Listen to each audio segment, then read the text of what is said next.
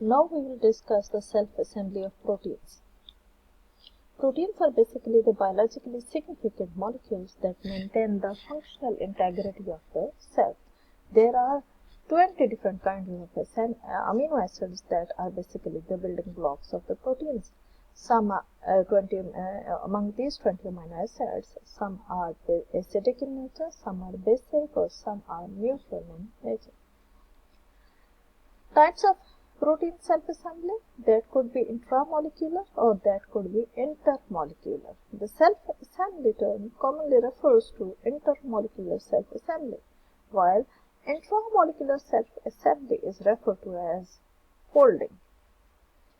What is the general structure?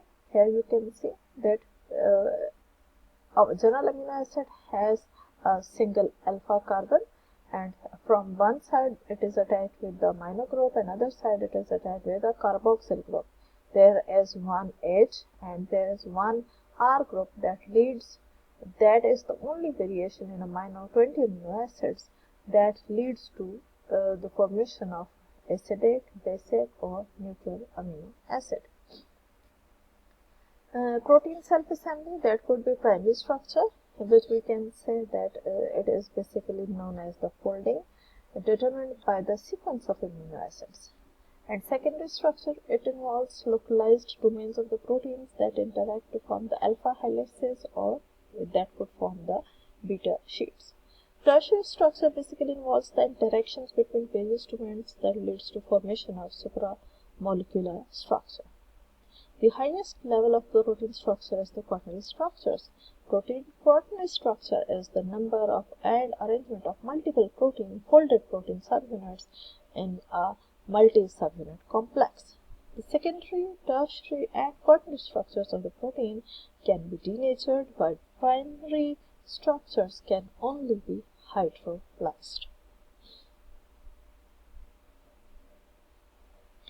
Ferritin protein cages. Ferritin is basically the globular protein complex that are vital for iron homeostasis.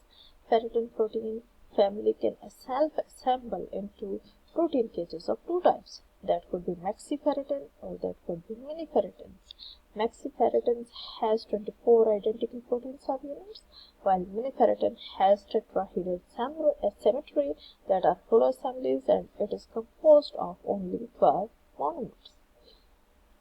Peptide nanofibers. These are basically obtained from the modified amyloid beta peptides when they assemble in water. When assembly is done in methanol, then nanotubes are formed. The different morphologies arise from changes in the hydrogen bonding capacity of the solvent, which may modify the propensity of the beta sheets to twist. They can also be produced by alternating the hydrophobic and hydrophilic amino acids residues that have a tendency to adopt a beta sheet structures. There is some protein nanoparticles co-engineering approach has been utilized. A team of researchers at the University of Muscat has succeeded in self-assembling superstructures by simply mixing together the proteins and nanoparticles. Here they have mixed gold nanoparticles with arginine ligands and protein-bearing gold nanoparticles and an ionic tails. They mix them in proper ratios. Argon nanoparticles combined with proteins, and then ordered nanostructure is formed by electrostatic interactions. Here is the hierarchical organizations of engineered proteins and nanoparticles in complex structure. Therapeutic benefits. What are the therapeutic benefits of this co-engineering? This structure can deliver the proteins in the cytosol of the cell, where they can then be directly transported to the cell nucleus. This strategy is a new way to treat a wide range of genetic abnormalities, including chronic inflammations, cerebrovascular disorders, and even the cancer.